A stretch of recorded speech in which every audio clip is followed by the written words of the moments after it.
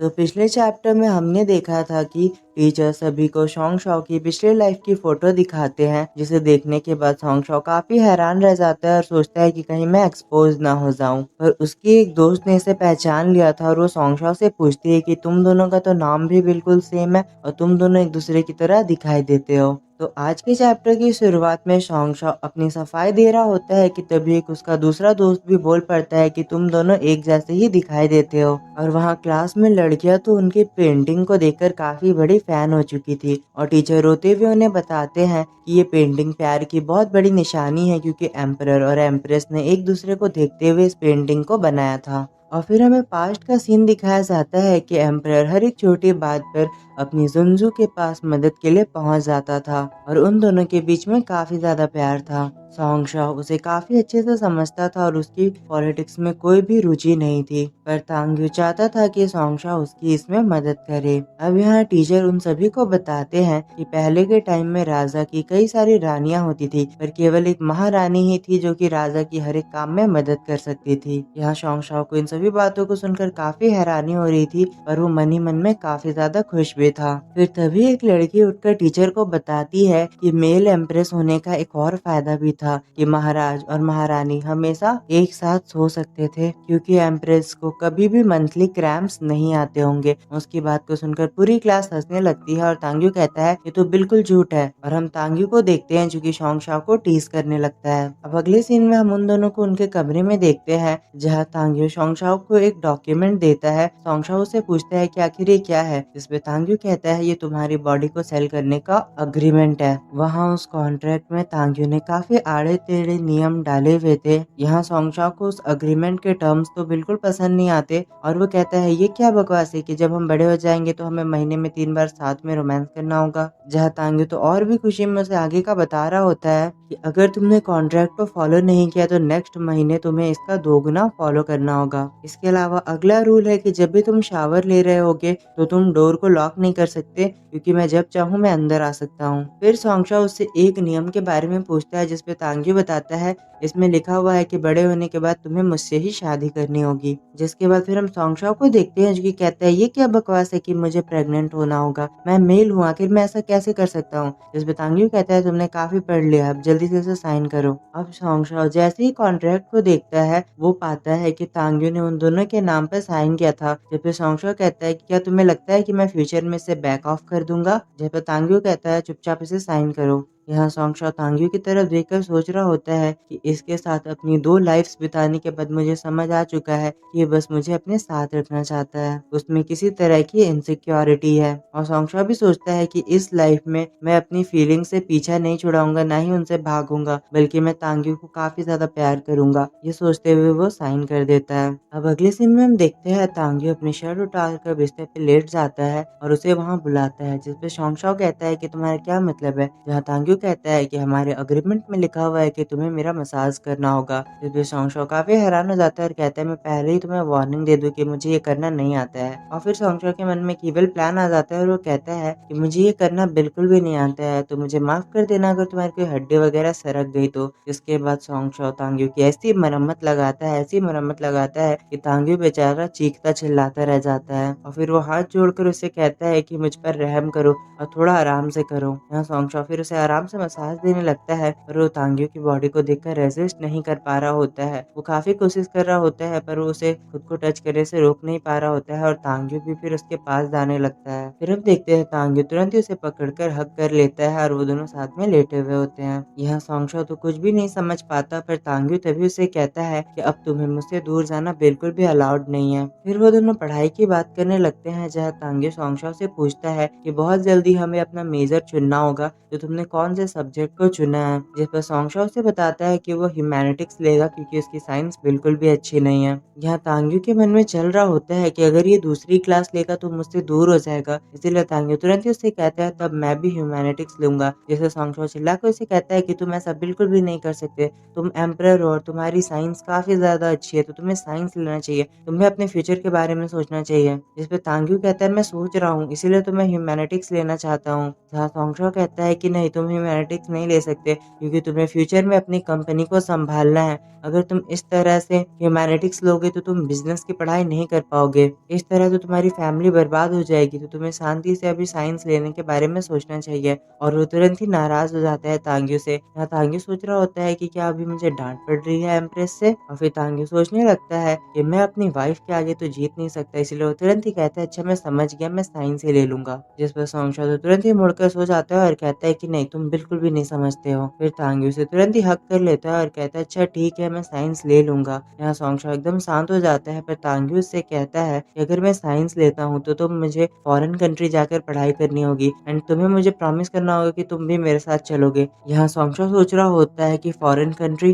मेरी फैमिली तो ऑलरेडी काफ़ी ज़्यादा बर्बाद हो चुकी है और मेरे फादर ने ऑलरेडी तांग्यू की फैमिली से काफ़ी बड़ा लोन ले रखा है। मेरी फैमिली कभी भी मुझे फॉरेन कंट्री नहीं भेजेगी। यह तांग्यू से पूछता है कि तुमने अभी तक मेरे सवाल का जवाब नहीं दिया, क्या तुम मेरे साथ चलोगे? जिस पे सोंगशा कहता है हम इस बारे में बाद में डिस्कस करेंगे। जिस पर तांग्यू सोचने लगता है उसने हाँ भी नहीं कहा और ना भी नहीं कहा, तो वो पक्का आगे जाकर हाँ ही कहेगा क्योंकि सोंगशा को इससे शाय फील हो रहा होगा। और तांग्यू से कहता है चलो अब मैं तुम्हें हक करूंगा पूरी रात, और वो दोनों इसी तरह सो जाते हैं। अब हमें अगले ही सीन में एग्जाम का हॉल दिखाया जाता है जहाँ सभी बच्चे एग्जाम देने के बाद बाहर आए होते हैं और उनका रिजल्ट आ चुका था। यहाँ सोंगशा देखता है कि तांग्यू का भी रिजल्ट आया था। तांग्यू सोंगशा से कहता है कि देखो इस बार तुम फर्स्ट आ चुके हो, ह्यूमैनिटीज की पढ़ाई तुम्हारे लिए ही बनी है। यहाँ सोंगशा तुरंत उससे कहता है कि हाँ अब मुझे साइंस पढ़ने की जरूरत नहीं है, इसीलिए मैं काफी अच्छा कर रहा हूँ। अब हमें पता चलता है कि उनकी क्लास अलग हो चुकी है, तांग्यू साइंस में जा चुका है और सोंगशा ह्यूमैनिटीज में। पर तांग्यू अभी भी उसे पिकअप करने के लिए तैयार था।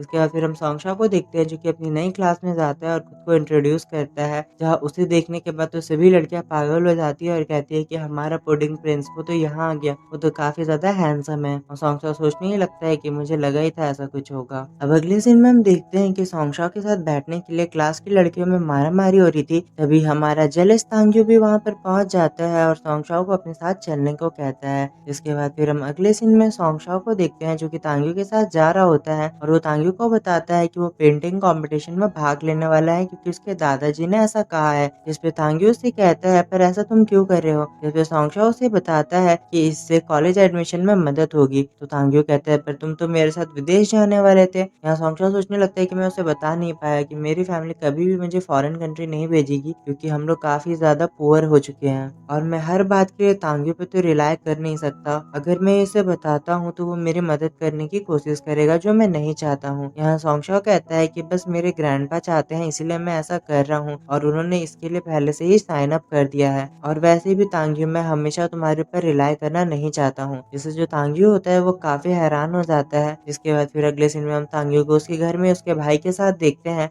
जहाँ वो दोनों स्विमिंग कर रहे थे। यहाँ तांग्यू बार बार अपने भाई को परेशान कर रहा होता है, वो तुरंत ही उसके पास जाता है और उसे परेशान करने लगता है। फिर कहता है तुम रोना चाहते हो ना तो रो। जहाँ उसका भाई काफी ज्यादा चिल्ला चिल्ला कर रोने लगता है। फिर तांग्यू उसे शांत कराता है और उसे कहता है कि रोना बंद करो और मुझे तुमसे कोई सवाल पूछना है, सीधे ही उसका जवाब दो। यह तांग्यू से पूछता है कि मेरे मरने के बाद जब तुमने क्राउन को संभाला तो तुम्हारे बाद के ऑफिशियल रिपोर्ट्स कहते हैं कि तुमने काफी अच्छे से राज किया जिसमें तुम्हारी मदद सोंगशा ने की, यानी सोंगशा तुम्हारा इंपीरियल प्रिसेप्टर बना रहा और उसने काफी सालों तक तुम्हारी मदद की। तो मैं जानना चाहता हूँ कि आखिर तुम्हारी सिस्टर इन लॉ की जान कैसे गई थी, यानी सोंगशा कैसे मरा था। जिससे हमें पता चलता है कि तांग्यू को अब तक नहीं पता है कि सोंगशा कैसे मरा था। जहाँ उसका जो भाई होता है वो इसके जवाब देने के बजाय बच्चों की तरह एक्टिंग करने लगता है, तो तांग्यू सोचता है कि मैं अभी किससे ही सवाल कर रहा हूँ। यहाँ तांग्यू के मन में चल रहा होता है मैंने अपनी पिछली लाइफ में सोंगशा को फोर्स किया था ताकि वो मेरे मौत के बाद अपनी जान दे दे, और इस लाइफ में भी मैंने उसे फोर्स किया है एक कॉन्ट्रैक्ट पे साइन करने के लिए जिससे वो हमेशा मुझ पर डिपेंड रहे। पर तब क्या होगा जब वो इंडिपेंडेंट हो जाएगा? क्या उसके पुराने वाले ग्रजेस सामने आ जाएंगे और इससे हमारे बीच में झगड़ा होगा? यहाँ तांग्यू सोचने लगता है कि मुझे अभी तक सोंगशा की डेथ के बारे में पता नहीं है कि आखिर उसकी मौत कैसे हुई थी,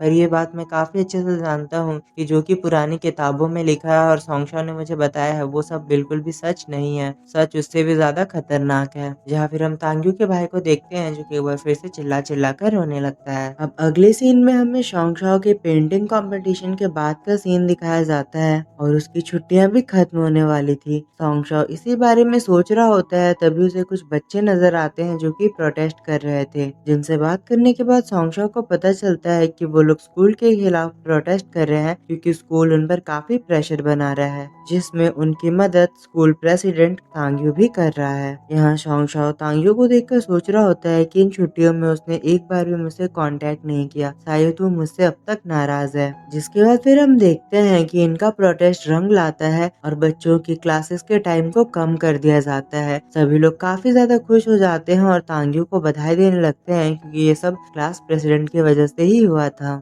जहाँ तांग्यू तो सीधे ही सोंगशा के पास जाता है और उसे अपने साथ चलने को कहता है, जहाँ सोंगशा भी उसके साथ चलने लगता है। पर उन दोनों के बीच में हमें थोड़ी सी टेंशन नजर आती है और वहीं क्लास की लड़कियां सोच रही होती हैं कि आखिर इनके बीच क्या चल रहा है, ये लोग हमेशा साथ ही दिखाई देते हैं। अब तांग्यू सोंगशा से उसकी क्लास के बारे में पूछता है, फिर सोंगशा से बताता है सब कुछ ठीक चल रहा है और उसके क्लास में काफी कम लड़के हैं क्योंकि ह्यूमैनिटीज ज्यादा लड़कियां पढ़ना पसंद करती है। तभी तांग्यू सोंगशा के क्लास के लड़कों को देखता है और उन दोनों को ही पसीने आने लगते हैं। इसके बाद तांग्यू तुरंत ही सोंगशा को बास्केटबॉल खेलने के लिए ले जाता है। जिसके बाद फिर हम उन्हें बास्केटबॉल खेलते हुए देखते हैं, जहां वो दोनों साथ में मिलकर काफी अच्छा खेल रहे होते हैं। फिर सोंगशा एक काफी अच्छा गोल भी कर देता है जिससे तांग्यू काफी हैरान हो जाता है। जिसके बाद फिर तांग्यू सोंगशा की केयर करने लगता है, जहाँ वो लड़कियां होती हैं वो तो काफी हैरान हो जाती है और कहती है मुझे नहीं पता था कि ह्यूमैनिटीज का कोई स्टूडेंट भी इतना अच्छा बास्केटबॉल खेल सकता है। जिसके बाद एक लड़की तो सीधे ही सोंगशा को लव लेटर देने चल जाती है, जिससे तांग्यू काफी जेलस हो जाता है और वो तुरंत ही अपने बॉडीगार्ड को उसे ले लेने को कहता है और दोगवान वैसा ही करता है, जिससे तांग्यू को काफी अच्छा लगता है। इसके बाद अगले सीन में हम रात को तांग्यू को देखते हैं जो कि सोंगशा के लव लेटर को पढ़ रहा होता है और उसे इसे पढ़ने के बाद काफी जेलसी हो रही होती है। सोंगशा उससे आकर कहता है कि ये सब तुम क्या कर रहे हो, जिसमें तांग्यू से कहता है तुम्हें इस बारे में कुछ नहीं कहना है। यहाँ सोंगशा से पूछता है कि क्या ये एक लव लेटर है और फिर वो तुरंत ही नाराज हो जाता है और कहता है तुम किसी का लव लेटर पढ़ रहे हो और चाहते हो कि मैं तुम्हारी मदद करूं, तुम तो काफी ज्यादा ईविल हो। इस पर तांग्यू भी उससे कहता है मैं कुछ ही दिन के लिए तो गया था और तुम यहाँ लोगों को सेड्यूस करने लगे और अब मुझे तुम सच भी नहीं बता रहे हो। और तांग्यू गुस्से में उसे लव लेटर दिखाता है जो कि सोंगशा के लिए था और फिर उससे कहता है इस लड़की के नाम में भी सॉन्ग है और तुम्हारे नाम में भी सॉन्ग है तो तुम दोनों शादी नहीं कर सकते हो। इस पर सोंगशा कहता है ये तो पुराने रूल्स है, अब ये रूल अप्लाई नहीं होते हैं। फिर वो तुरंत ही उससे पूछता है कि आखिर मेरा लव लेटर तुम्हारे पास क्या कर रहा है। इस पर तांग्यू तुरंत उसके क्लोज जाने लगता है और उससे कहता है कि क्या तुम हमारे कॉन्ट्रैक्ट के बारे में भूल चुके हो जिसे तुमने खुद से ही साइन किया था। और फिर हम तांग्यू को सोंगशा के काफी क्लोज आते हुए देखते हैं और वो कहता है कि जो भी तुम्हारा है वो अब से मेरा है। इस पर सोंगशा उससे कहता है कि मुझे ऐसा याद नहीं है कि उस कॉन्ट्रैक्ट में लिखा हुआ था कि तुम मेरे लव लेटर्स को चोरी कर सकते हो। यहाँ तांग्यू उसे काफी प्यार से देखते हुए कहता है कि मैं एक एम्परर हूँ और मैं जो चाहे वो कर सकता हूँ, मुझे जो लेटर रीड करना होगा मैं कर सकता हूँ, वरना मुझे कैसे पता चलेगा कि मेरे लॉयल सब्जेक्ट मेरे खिलाफ बगावत कर रहे हैं। फिर हम देखते हैं तांग्यू सोंगशा के काफी क्लोज जाने लगता है, जिसे सोंगशा हैरान हो जाता है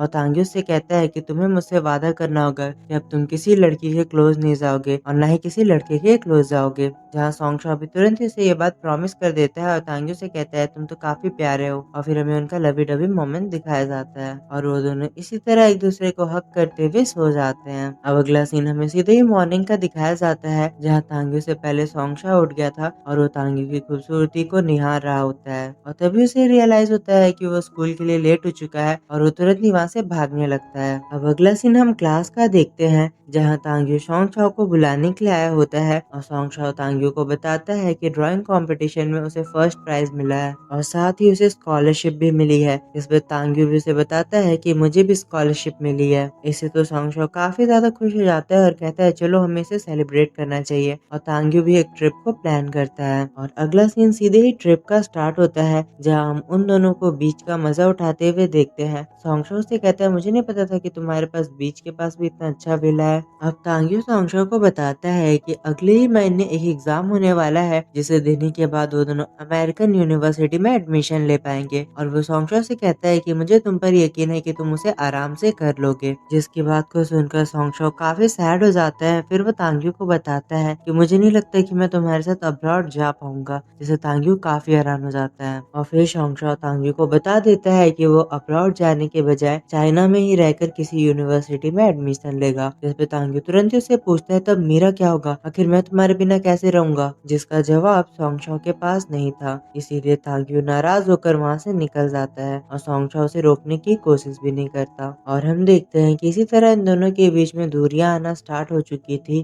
तांग्यू इस बार शोंगशाओ से सच में काफी ज्यादा नाराज था और शोंगशाओ काफी अकेलापन महसूस कर रहा होता है। तभी वहाँ एक मेड आ जाती है जो कि शोंगशाओ से बताती है कि अगर आप लोगों के बीच में झगड़ा हो रहा है तो मेरे पास उसे सॉल्व करने का काफी अच्छा प्लान है। कल ही हमारे यंग मास्टर का बर्थडे है, तो क्यों ना आप उन्हें कोई सरप्राइज दो। जिससे शोंगशाओ काफी हैरान हो जाता है कि कल तांग्यू का बर्थडे है। जिसके बाद फिर हम शोंगशाओ को एक बीच पर देखते हैं जो कि सनसेट एंजॉय कर रहा होता है और सोचता है कि एक इंसान को हमेशा ही अपने लाइफ के बारे में सब कुछ जानना चाहिए, उसे किसी भी चीज के लिए हड़बड़ाना नहीं चाहिए। और वहीं पीछे से तांग्यू भी शोंगशाओ को देखकर कुछ सोच रहा होता है। वो सोचता है कि मैंने अपनी पिछली लाइफ में 10 साल बर्बाद कर दिए, हमारे पास जो मौका था साथ में रहने का उसे मैंने गवा दिया, तो इस लाइफ में चाहे कुछ भी हो जाए मैं तुमसे अलग तो नहीं होऊंगा, कभी भी नहीं। हम शोंगशाओ को देखते हैं जो कि सोच रहा होता है कि मुझे नहीं समझ आ रहा आखिर तांग्यू मुझसे इतना गुस्सा क्यों है। मेरी फैमिली पुअर हो चुकी है, अब आखिर मैं कैसे उन्हें फोर्स कर सकता हूँ मुझे अब्रॉड भेजने के लिए।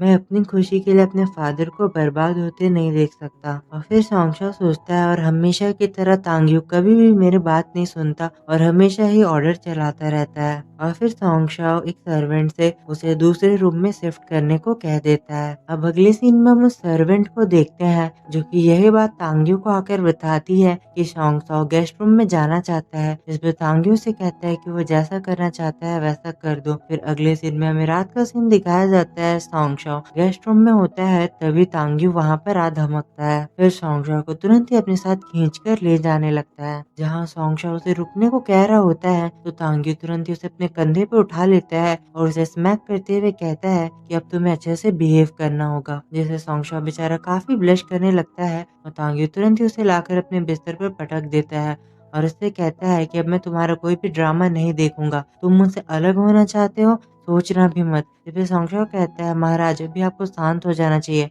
और तांग्यू तुरंत एक पानी का गिलास उठाकर पानी पीने लगता है और उससे कहता है कि मैं आखिरी बार तुमसे पूछ रहा हूँ कि तुम मेरे साथ अब्रॉड चलोगे या नहीं। जिस पे शोंगशाओ कहता है कि मैं नहीं जाऊंगा और तांग्यू को बस ये सुनना ही था। वो तुरंत ही ग्लास को शोंगशाओ की तरफ फेंक देता है जो कि सीधे ही उसके बगल में जाकर फूट जाता है। और यहाँ तांग्यू तुरंत ही शोंगशाओ के ऊपर आ जाता है और उससे कहता है कि तुमने कॉन्ट्रैक्ट साइन किया है, तुम मेरे खिलाफ नहीं जा सकते, भले तुम्हें पसंद हो या ना हो, तुम्हें मेरी मर्जी से ही चलना होगा। यहाँ शोंगशाओ से कहता है कि महाराज आपको मेरी कंडीशन के बारे में भी सोचना चाहिए। जिस पर तांग्यू कहता है, कौन सी कंडीशन, किसके बारे में तुम बात कर रहे हो, मुझे तो लगता है केवल तुम मुझसे बचकर निकलना चाहते हो और भागना चाहते हो। पर यहाँ तांग्यू के ऐसा करने से शोंगशाओ को काफी पेन हो रहा होता है और यहाँ तांग्यू उसके क्लोज आते हुए कहता है कि तुम 4 सालों तक मुझसे अलग रहना चाहते हो, मैं ऐसा कभी भी होने नहीं दूंगा। जिसके बाद तांग्यू अच्छे से शोंगशाओ को पनिश करता है। कुछ देर के बाद हम शोंगशाओ को देखते हैं जो कि वहाँ पर काफी शांत बैठा होता है और वो थोड़ा सैड भी लग रहा था।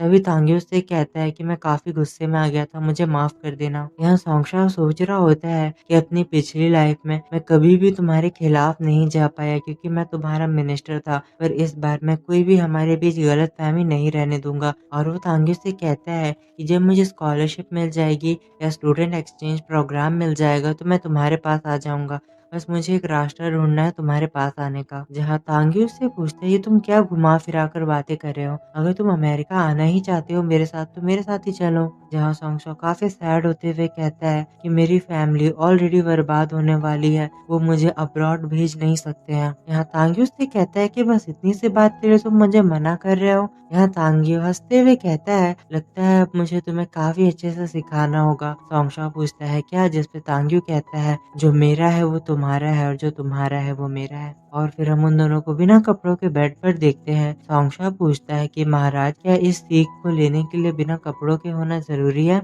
जहाँ तांग्यू तुरंत ही उसे हक करता है और कहता है, जब मैं तुम्हें सिखा रहा हूँ तो तुम्हें अच्छे से सीखना होगा। अब अगले सीन में हम देखते हैं तांग्यू ने शोंगशाओ को काफी जोर से हक किया हुआ था, वो बेचारा सांस नहीं ले पा रहा होता है और कहता है कि क्या तुम एक ऑक्टोपस हो, तुमने मुझे काफी जोर से पकड़ रखा है। यहाँ पर तांग्यू शोंगशाओ के क्लोज जाता है और उससे कहता है, जुनजू मैं अपने पास्ट लाइफ में भी कभी भी तुम्हारे ख़्यालों को नहीं समझ पाता था। इस पे सॉन्ग कहता है, वो तो इसलिए क्योंकि आप हमेशा मुझसे प्यार करते थे और अब मुझे लेकर आपकी चिंताएँ आपके जजमेंट को छुपा देती थी। अब तांग्यू उससे कहता है कि प्लीज़ मुझे बताओ, तुम जो भी चाहते हो मुझे बताओ, मैं तुम्हारी सभी इच्छाओं की रिस्पेक्ट करूँगा। यहाँ सॉन्ग कहता है ठीक है, और उसके मन में चल रहा होता है कि एक महान राजा भी प्यार में छोटा बच्चा बन सकता है। और फिर वो दोनों इसी तरह हग किए हुए साथ में सो जाते हैं। और अगला सीन हमें सीधे ही पास्ट का दिखाया जाता है। ये सोंगशा और तांग्यू की वेडिंग नाइट थी, जहाँ पर एक लेडी सोंगशा को बता रही होती है कि आपको महाराज को अच्छे से सर्व करना होगा,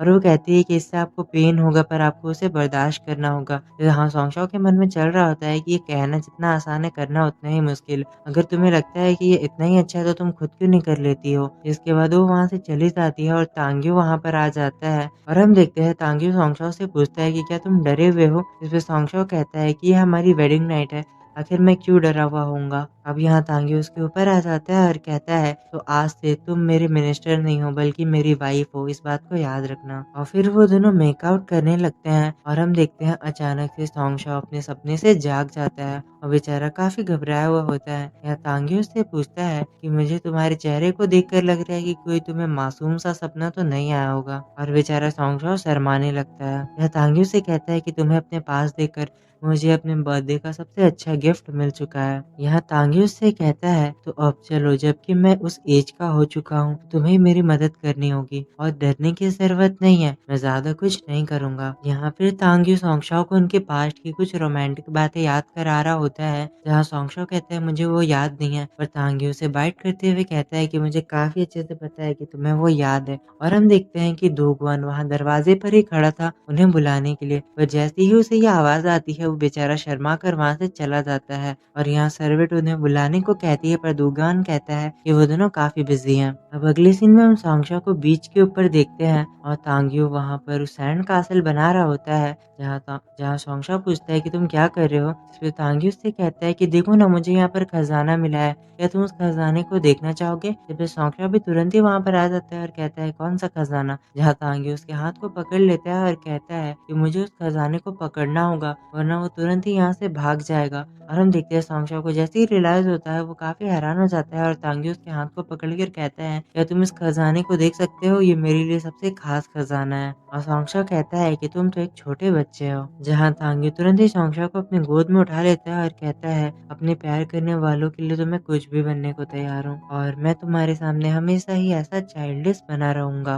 अब अगले सीन में हमें बताया जाता है कि सोंगशा और तांग्यू का हॉलिडे खत्म होने वाला है, यहाँ तक कि तांग्यू को एक अमेरिकन यूनिवर्सिटी में एडमिशन भी मिल चुका है। और यहाँ जो सोंगशा है उसका भी एक एडमिशन होने वाला है, जिसके बाद उसे चाइना की यूनिवर्सिटी में एडमिशन मिल जाएगा। यहाँ हम सोंगशा को पढ़ाई करते हुए देखते हैं, जो कि सोच रहा होता है कि मैं पूरी मेहनत करूंगा और काफी अच्छे नंबर लाऊंगा, जिसके बाद मैं स्कॉलरशिप हासिल करके तांग्यू के पास चला जाऊंगा। अब हम टीचर को देखते हैं जो कि अनाउंस करते हैं कि हमारा स्कूल प्रेसिडेंट यहाँ पर आया है, जो कि हमारी क्लास को अटेंड करना चाहता है क्योंकि वो हिस्ट्री जानना चाहता है। यहाँ सोंगशा तो तांग्यू को देखकर नजरें चुरा लेता है और तांग्यू केवल उसकी तरफ देखे जा रहा होता है। अब यहाँ पर तांग्यू आता है और सोंगशा के साथ बैठी हुई लड़की से कहता है क्या मैं यहाँ पर बैठ सकता हूँ, जिससे सोंगशा काफी हैरान हो जाता है और वो लड़की तो तुरंत ही पागल हो जाती है और वो कहती है तुम्हें बैठना है बैठ जाओ, लेटना है लेट जाओ, जो करना है करो। और यहाँ से वो तुरंत ही जाने लगती है। यहाँ सोंगशा सोच रहा होता है तांग्यू तो अपने चेहरे का काफी अच्छा इस्तेमाल कर रहा है। अब तांग्यू सोंगशा की तरफ देखने लगता है और सोंगशा उससे पूछता है महाराज आखिर आप यहाँ पर क्या कर रहे हो।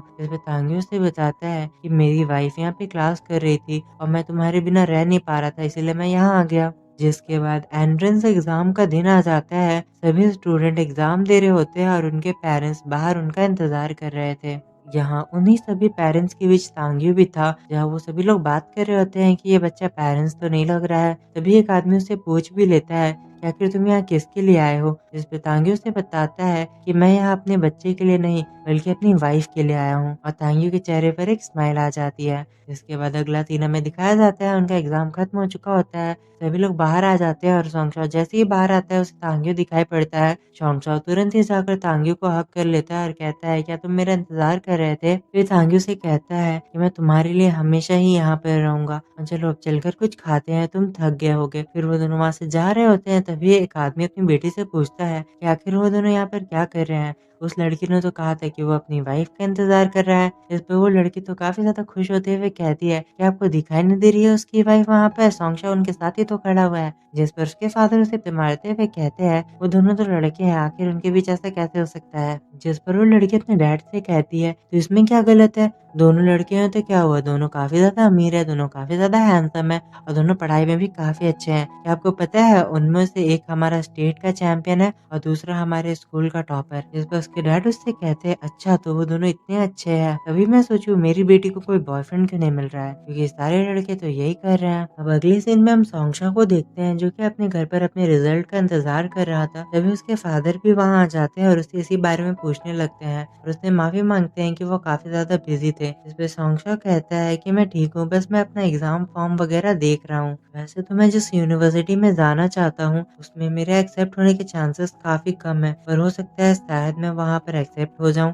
जहाँ उसके डैड एक फॉर्म लेते हैं और उससे पूछते हैं कि तुम अब्रॉड जाकर पढ़ाई करना चाहते हो। जिस पे सोंगशा उनकी तरफ देखने लगता है तो उसके डैड उससे कहते हैं, तुम चिंता मत करो, तुम्हारे डैड के पास काफी पैसे हैं, अगर तुम जाना चाहते हो तो तुम जा सकते हो। अगर तुम्हारे रिजल्ट अच्छे ना भी आए तब भी मैं तुम्हें भेजूंगा। जहाँ फिर सोंगशा तुरंत ही उनसे कहता है कि मुझे एक कॉल करना है और वहाँ से वो चला जाता है और सोचता है कि आखिर तांग्यू क्या कर रहा होगा, वो काफी बिजी है लगता है। जहाँ सोंगशा जैसे ही तांग्यू को कॉल करता है सामने से एक लड़की की आवाज आ रही होती है। जहाँ सोंगशा कंफ्यूज हो जाता है उस लड़की की आवाज सुनकर, जहाँ वो तुरंत ही इमेजिन करने लगता है कि तांग्यू लड़कियों के साथ घूम रहा है। यहाँ फिर हम सोंगशा को देखते हैं जो कि सैड होने लगता है। तो तभी तांग्यू से दोबारा कॉल करता है और उसे बताता है कि मैं कहीं पर आया हुआ हूँ जहाँ काफी ज्यादा भीड़ है, इसीलिए मैं तुमसे बात नहीं कर पाया। क्या तुम मुझे मिस कर रहे हो? इस पर सोंगशा उसे बताता है कि हाँ बिल्कुल। यहाँ तांग्यू तो उससे काफी हैरान हो जाता है क्योंकि ये पहली बार था जब सोंगशा ने उसे सामने से कॉल किया था और कहा था कि वो उसे मिस कर रहा है। और तांग्यू तुरंत ही उसे कहता है तब तो मैं जल्दी वहां पर आ जाऊंगा। तभी हम इतनी देर में देखते हैं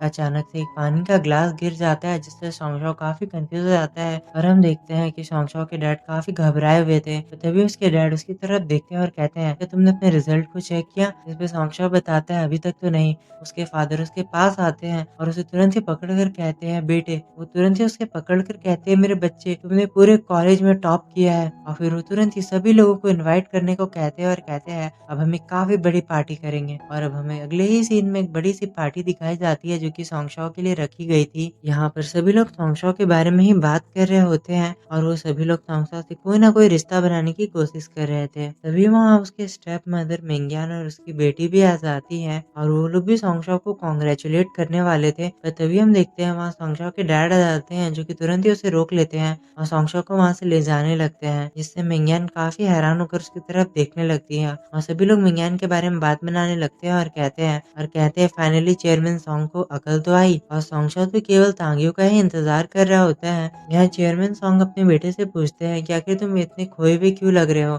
जिस पे सोंगशा बताता है कि मैं तांग्यू का इंतजार कर रहा हूँ। तभी तांग्यू वहाँ आ जाता है और कहता है मुझे माफ करना, मुझे आने में थोड़ी देर हो गई। और हम सोंगशा को देखते हैं जो कि तुरंत ही काफी खुश हो जाता है। यहाँ तांग्यू उनसे बात करते हुए उनसे माफी मांगता है कि वो लेट हो गया। फिर कहता है कि मेरे पेरेंट्स कुछ दिनों के लिए घर पर नहीं है, क्या मैं सोंगशा को अपने साथ रख सकता हूँ? जिस पे उसके डैड कहते हैं हाँ बिल्कुल, उसे ले जाओ। और तांग्यू तुरंत ही सोंगशा को उनके सामने ही ले जाने लगता है और कहता है कि मैं आपके बेटे का काफी अच्छे से ख्याल रखूंगा। यहाँ पे सोंगशा के डैड के मन में चल रहा होता है कि मुझे ये अजीब सा क्यों लग रहा है, मानो कि ये लड़का मेरे बेटे को किडनैप करके लेके जा रहा है। अब अगले दिन में हम सोंगशा को तांग्यू के घर पर देखते हैं। यहाँ वो लोग इस बारे में बात कर रहे होते हैं। तभी तांग्यू बताता है कि मेरे पेरेंट्स बाहर गए हुए हैं और यहाँ पर केवल मेरा छोटा भाई है। और तभी सोंगशा तांग्यू के भाई से पूछते तुम क्या देख रहे हो? इस पर वो छोटा बच्चा काफी हैरान हो जाता है। यहाँ सोंगशा कहता है तुम ड्रामा देख रहे हो, तुम्हें नहीं लगता है कि तुम्हें इस उम्र में भी कार्टून देखना चाहिए? और सोंगशा तुरंत ही रिमोट उठाने लगता है जिस पर वो बच्चा तुरंत ही रोने लगता है। यहाँ सोंगशा उस बच्चे से कहता है युलिन, मैंने सुना था अपने शासनकाल में तुमने 72 रानियां रखी थी। जिस पर वो छोटा बच्चा अचानक से बोल पड़ता है कि नहीं ये सब झूठ है, मैंने तो केवल 36 रखी थी। जिससे वो सभी लोग काफी ज्यादा हैरान हो जाते हैं और वो बच्चा सोचता है अरे ये मैंने क्या कर दिया, मैंने गलती से अपना मुंह चला दिया, इन्हें तो पता चल जाएगा कि मुझे सब याद है। अब अगले दिन में हम तांग्यू को देखते हैं जो कि तुरंत ही अपने छोटे भाई से कहता है नन्हे शैतान, क्या तुम अभी भी नाटक करने वाले हो? जहाँ यूलिन तुरंत ही उसे चाटा मारकर सोंगशो के पास चला जाता है और कहता है सिस्टर इन लॉ मुझे बचा लो। यहाँ तांगी उसे कहता है मेरे सामने तो तुम नन्हे बच्चे बनने लगते हो और ऐसा एक्ट करते हो कि तुम बोल नहीं सकते और सोंगशो के सामने तुम्हारी लंबी जबान चल रही है। यहाँ उसका भाई उसे चिढ़ाते हुए कहता है ये सब तुम्हारी गलती है, तुम इतने ज्यादा डरावने हो, जबकि सिस्टर इन लॉ मुझे काफी प्यार करती है। यहाँ तांगी उससे कहता है लगता है मुझे तुम्हें अब सबक सिखाना ही होगा और सोंगशो उन्हें शांत कराने की कोशिश कर रहा था। फिर सोंगशो तांगी के भाई से कहता है अब तुम्हारे सोने का वक्त हो चुका है और ये सीन यहीं पे कट हो जाता है। अगले सीन में हम सोंगशो को तांगी के कमरे में देखते हैं जहाँ वो कुछ पढ़ रहा था। तभी तांगी उसे आकर कहता है कि तुम्हें नहीं लगता कि तुम मेरे छोटे भाई को बिगाड़ रहे हो। फिर वो तुरंत ही सोंगशो से पूछता है तुम्हें ये अजीब नहीं लगता कि हम सभी के पास अपने पास्ट लाइफ की मेमोरी है। फिर वो कहता है कि मेरा छोटा भाई हम सब में से सबसे ज्यादा लंबे टाइम तक जिंदा रहा था, मुझे लगता है उसे पास्ट के बारे में काफी कुछ मालूम होगा। फिर सोंगशो तांगी से कहता है कि अगर वो बताना नहीं चाहता तो उसे फोर्स मत करो, वैसे भी ये सभी बातें पास्ट की हो चुकी हैं। जहाँ हम तभी देखते हैं तांगी उससे बुक लेता है और कहता है ये सब तुम क्या पढ़ रहे हो और फिर वो तुरंत ही उस बुक को फेंक देता है और कहता है इस बुक में लिखा हुआ है कि तुम मुझसे काफी ज्यादा प्यार करते थे, इसीलिए मेरे मरने के बाद तुमने अपनी जान दे दी, पर आखिर ऐसा कैसे हो सकता है? तुम बिल्कुल भी मेरे लिए अपनी जान को थोड़ी ना दोगे, मेरी ही आखिरी फरमान के कारण ऐसा हुआ। सोंगशो शांति से उसकी बात को सुन रहा होता है और उससे कहता है क्या सच में तुम यही जानना चाहते थे यूलिन से कि आखिर मेरी मौत कैसे हुई थी, पर तुमने इस बारे में मुझसे कभी क्यों नहीं पूछा? क्या तुम घबरा रहे थे या तुम्हें गिल्ट फील हो रहा था? जतांगी उससे कहता है मुझे ये बात बिल्कुल भी नहीं समझ आती है कि आखिर मेरी फीलिंग्स के कारण तुम अपने गले को क्यों काटोगे। यहाँ सोंगशो उससे कहता है तुम्हें यह बात बकवास लगती है कि मैं तुम्हारी फीलिंग्स के कारण अपनी जान क्यों लूंगा। यहाँ तांगी तुरंत ही अपने कान बंद करते हुए कहता है बस करो, मुझे ये सब और नहीं सुनना है, नहीं जानना है। यहाँ सोंगशो उससे कहता है जब तुम्हारी मौत हुई थी तो मुझे इससे बिल्कुल भी दुख नहीं हुआ था, क्योंकि मैंने कभी प्लान नहीं किया था कि मैं अकेला रहूंगा।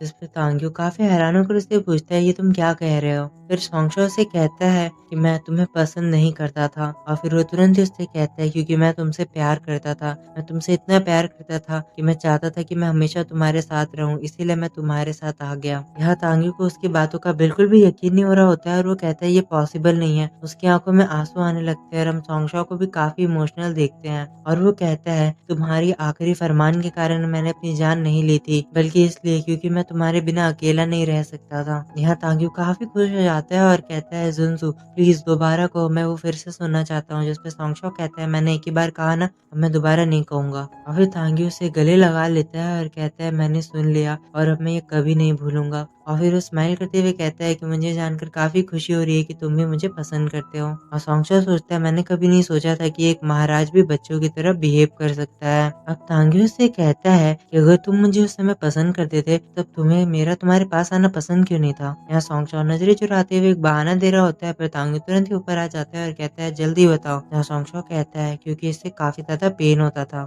जहाँ तांग्यू काफी हैरान हो जाता है। फिर वो कहता है कि उस समय मैं केवल अपने बारे में सोचा करता था, तुम्हारे बारे में तो मैंने ध्यान ही नहीं दिया। सोंगशो कहता है हाँ मैं केवल वो सब बर्दाश्त कर लेता था और तुम काफी लंबे समय तक वो करते थे, मैं इतना हैंडल नहीं कर सकता हूँ। यहाँ पर तांग्यू से कहता है मुझे माफ करना, मैं केवल अपने बारे में सोचता था। फिर तांग्यू तुरंत ही वहाँ से जाने लगता है और उससे कहता है मेरा इंतजार करना। तभी तांग्यू एक ल्यूब लेकर आता है और उसे कहता है मैं ये लाने गया था और फिर कहता है चलो एक बार फिर से वो करते हैं, पर इस बार मैं वादा करता हूँ कि तुम्हें पेन नहीं होगा। तो यहीं पे आज का ये चैप्टर खत्म हो जाता है। आई होप गाइस आपको आज का ये चैप्टर पसंद आया होगा। मिलते हैं अगले चैप्टर के साथ। Thank you for watching. Good bye.